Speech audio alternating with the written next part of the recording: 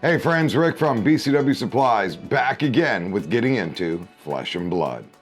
In today's episode, we're going to take a look at a very popular Blitz deck and go through a deck tech on this young hero. But before that, at the time of recording this, I'm actually getting ready to head to the United States or USA Nationals event in Florida. So hopefully I do well. That format is actually a split format. We have 3 rounds of draft into 5 rounds of class constructed, and then if you finish with a 4-4 or better record, you go to day 2. Again, another 3-round draft and another 5 rounds of class constructed, leading you into the top 8 cut for Sunday. I'm hoping to do well. I'm not trying to obfuscate what deck I'm playing. I just have several that I'm still trying to test. UK Nationals, we got to see the power of the Lightning Briar deck that is kind of like a red deck wins deck, and that is very intriguing to me. Not necessarily just to pick up and play, but as something you need to be able to have a defense against, because that deck put on one heck of a performance at the UK Nationals. So I'm still evaluating some of my options. But there is a strong chance that I will probably be playing Dash, to be honest. If you can't tell from this lovely playmat that a friend of mine, Kyle, got me at SCG Con, Dash has been a longtime favorite deck of mine. It's one that I feel very confident and comfortable with, but I'm not gonna rule out some other decks. I did a deck tech on a Viscerai deck that I'm still working on and tuning. I think there are a lot of decks that are poised to do very well at Nationals depending on the pilot of the deck and their matchups. I do think that Briar Lightning deck has some legs to it, but I think it's very hard to play. I know that a gentleman, Tark, provided me with access to the list prior to the UK Nationals, something he had been working on. And I believe that that deck is something that is extremely powerful. So hats off to Tark for coming up with that wonderful deck. And now I've got to try and figure out if I can beat it or if I need to join it. So stay tuned to my social media. On Twitter, I will be tweeting out about what deck I'm playing. I plan on doing that hopefully Thursday night. And then I also plan on tweeting from the event. Again, I'm looking forward to having a lot of fun, seeing a lot of you there. There's 600 people that I believe are qualified for the Invitational, and if you're not, there's the Calling in Florida on Saturday and Sunday. I've been to 3 callings so far. This will make number 4 if I don't day 2 the Invitational, and they are a lot of fun, a lot of good laughs, a lot of fun, flesh and blood. So, all of that out of the way. Today we're here to talk about a deck tech because the skirmish season is closely coming to us, and the skirmish season this time around is going to be split into 2 different formats. Some skirmish events will be Tales of Aria Draft, and the others will be Blitz. So check which skirmish is closest to you, or if you have multiple options, just pick which one or go to many as you can. But for Blitz, we are going to kick off the series of Blitz deck techs by talking about Ira, Crimson Haze, also known as Ira, the Bane of Blitz. This is typically the deck to beat. I don't know that my build is the deck to beat, but this is my deck tech and my take on Ira. I believe it's pretty stock. So I'm gonna go through, just like most deck techs, the cards that are in here, why they're in here. I'm gonna talk about some lines of play after we get through the 40 card deck and talk about some of the equipment options as well. So let's go ahead and get into Ira. All right, and here is Ira Crimson Haze, a Ninja Hero, the young version. There is no adult version of Ira. I really wish there was, but there's not. Ira Crimson Haze has 20 health, 4 intellect, meaning a 4-card hand size, and a very simple ability: your second attack each turn gains +1 damage. So that's Ira. Let's take a look at some of the basic equipment, starting with the weapons of choice. Now, to the surprise of no one, you're going to want to run a pair of Harmonized Kodachis. The Harmonized Kodachi says once per turn action, spend 1 resource, attack. If you have a card in your pitch zone with a cost of 0, Harmonized Kodachi gains Go again. and we'll talk more about why there are so many cards in our deck that cost 0, typically in the blue pitch, as we get into it. Now, another weapon that you want to make sure that you're packing is the Zephyr Needle. This is a once per turn action. Spend 1 to attack, go again. It attacks for 2, but it has this drawback to it. If the Zephyr Needle is defended by a card with a defense greater than the Zephyr Needle's attack, destroy the Zephyr Needle when the combat chain closes. So this can break when defended by a card with a defense greater than its attack. Something to keep in mind, the best one to use this in, obviously, is going to be in the Wizard matchup. Really, it's what it's here for, but there's a couple other matchups. Just play around with it, look at the meta, see what the decks are packing as far as cards with the defense. Typically, you're going to make this your second attack, comboing with the ability to get it up to 3. So it has to be greater than a defense block of 3. That means if they're running a 4, 5, or a defense reaction for 4 or greater, it's going to break your Zephyr Needle. Just keep that in mind. Decks that don't run a lot of defense reactions, this is a great to bring it in because you're going to get an increased damage by 1 over the Harmonized Kodachi, as long as you remember to attack with it second. All right, so those are your 3 weapons. Those are your 3 weapons that you're going to use right here. Now let's look at your basic equipment setup. You have the Mask of Momentum, a once per turn effect when an attack action card you control is the 3rd or higher on the chain link in a row to hit, draw a card. This is a once per turn effect, so even if you land a bunch, you don't get to do it, but this really threatens if you come in with a Kodachi for 1, a Kodachi for 2, and then you play an attack action for 4 that has go again, your opponent is really incentivized to block this out. This is standard with any ninja. You see this in Katsu, you also see it in Ira. For your chest piece, you're going to want to run the Fendel Spring Tunic. Pretty much everybody should know what the tunic does. At the start of your turn, you may put a counter on the tunic, up to 3 counters. Once you have 3 counters at instant speed, you can remove 3 counters and gain 1 action point. It doesn't go higher than 3, so you can't just sit there and bank up to like 6 counters on it. If you have less than 3 energy counters on it, you may put an energy counter on it. That's just how it works. It also blocks for 1 with Blade Break, meaning if you block with it, it will be destroyed at the close of combat chain. Breaking Scales, great arm piece for the ninja. You've seen this in Katsu. Basically, this is an attack reaction. You destroy the Breaking Scales. Target attack action card with combo gains +1 damage. It's battle worn, it blocks for 1. Battle worn just basically means you can block once with it to prevent 1 damage. And this isn't destroyed until you use its ability. So it's a nice equipment block as well. Don't forget that you have it. And then lastly, you've got your Snapdragon Scalers. This is an attack reaction. Destroy the Snapdragon Scalers. Target attack action card with a cost of 1 or less gains go again. And you'll see as we go through the deck, a lot of the attacks in this deck cost 1 or less. There are a few exceptions. But keep that in mind. And then we also have the full 4 pieces of Null Rune. Really, this is going to be for Wizard, but because of the rise in popularity with Rune Blades, being able to use the Rosetta Thorn, you may want to bring in 2 of these. Typically, in that case, you're going to want to probably bring in the gloves and the boots.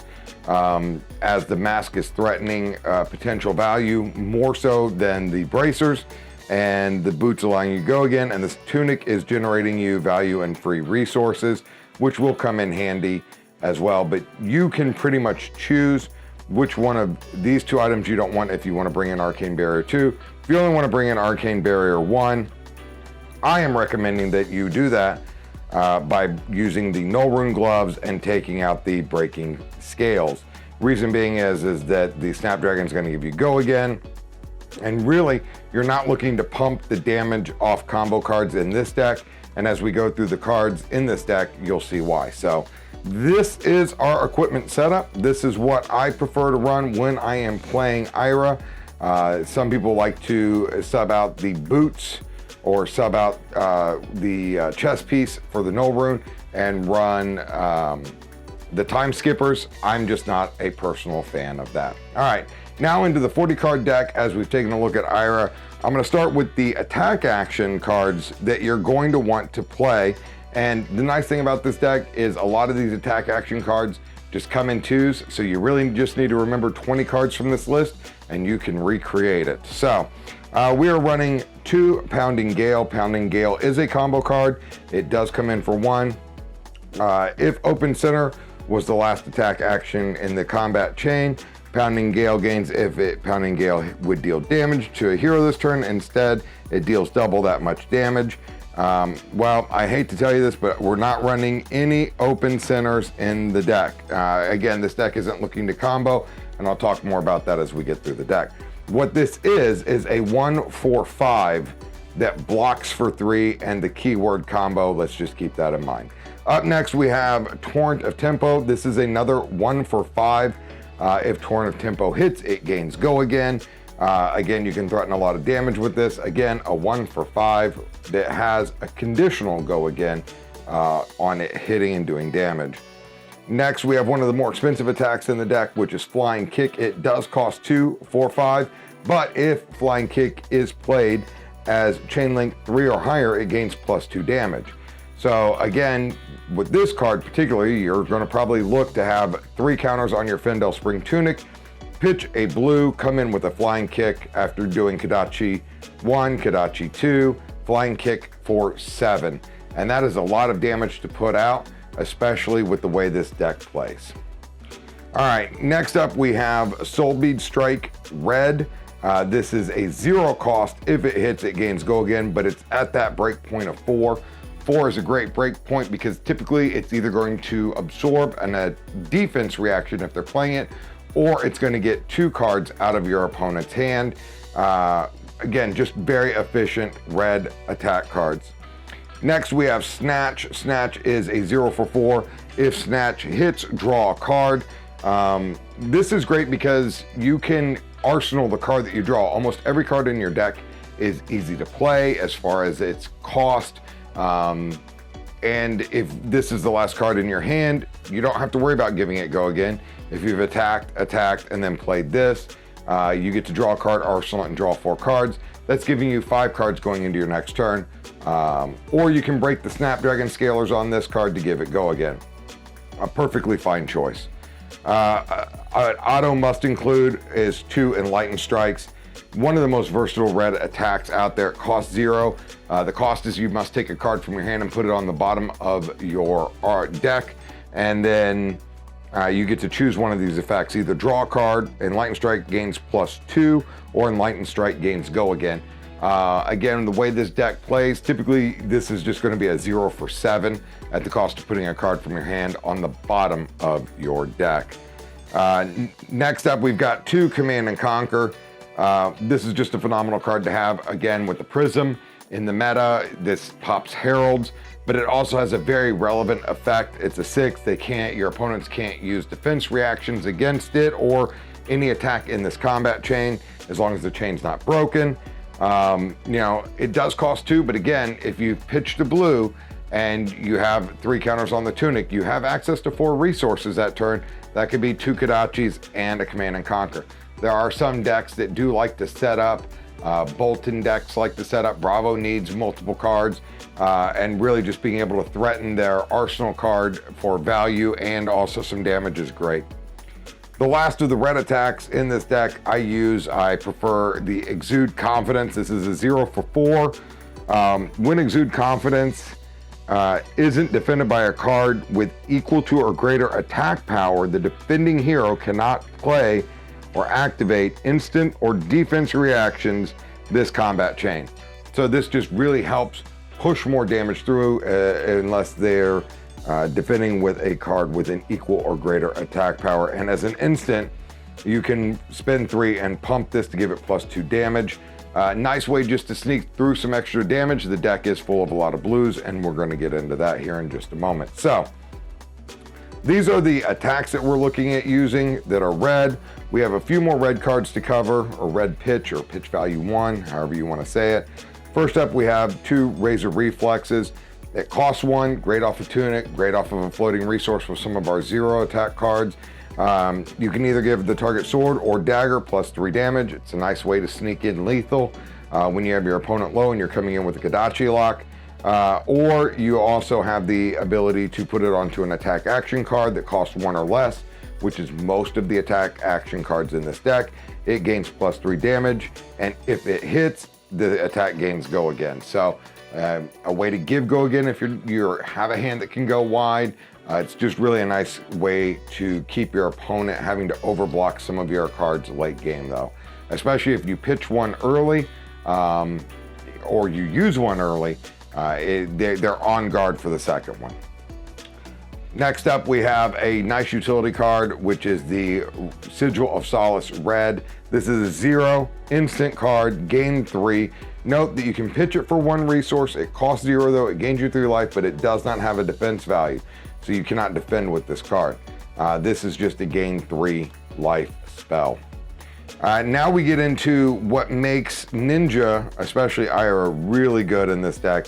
And that is that we're running 2 red Flick Flacks, 2 yellow Flick Flacks, and 2 blue Flick Flacks. Now Flick Flack is a ninja specific defense reaction. So the blues block for 2, the yellows block for 3, the reds block for 4, but they all have this added text. If the next card you would defend with this turn is a card with combo, it gains +2 defense. So again, most of our red cards don't have combo. We had one though, and that was here with Pounding Gale. And this is where I said it's very important that we have cards in our deck that have combo. It's not because we run the combo lines, it's because our Flick Flacks are gonna increase the block. So if you Flick Flack like a red, use a red Flick Flack to stop 4 damage, and then your opponent has go again and they're attacking again, you can use a Pounding Gale to block 5 damage, which is significant using 1 card to block over that typical breakpoint of 4. So really great defense reaction. It costs 0. And this is kind of what we're trying to play into with this deck, and we'll get into that as we get to our blues and talk about our lines of play. So for our blues, most of our blues are going to be cost 0. They're going to be blue pitches. Again, they can be used as attacks. Most of these will have the keyword combo, so you can block with them as opposed to blocking with a red that's going to do more damage. So you're looking at blue Find Center, blue Rushing River, blue Fluster Fist, blue Crane Dance, blue Rising Knee Thrust, blue Whelming Gust Wave. All of these are blue pitch 0s. So they're going to give Kodachi go again. They're going to give you 3 resources. They're going to work off Flick Flack for being able to block for more. And then the last one that we have is a Soul Bead Strike blue. This is just if Soul Bead Strike hits, it gains go again. It doesn't have combo, but it's still a 0 cost card for the Kodachis. It's a blue pitch. It blocks for 3. And worst case scenario, you can just tag it on as an attack action card. So now we've talked about all 40 cards that are in the deck. Very simple deck, very straightforward. Let's kind of talk through some of the lines. So you have Ira, you have your Kodachis, and we're going to say the rest of it doesn't matter right now.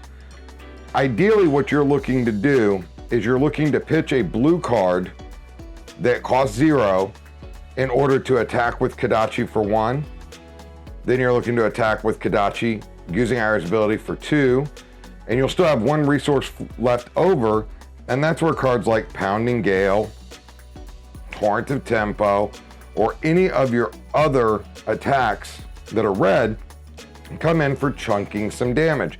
So in order to do this, I need 2 cards, and really I'm threatening 5 damage off this, 2 damage off this, 1 off this. That's 8 damage off of 2 cards, which is something Ira does exceptionally well.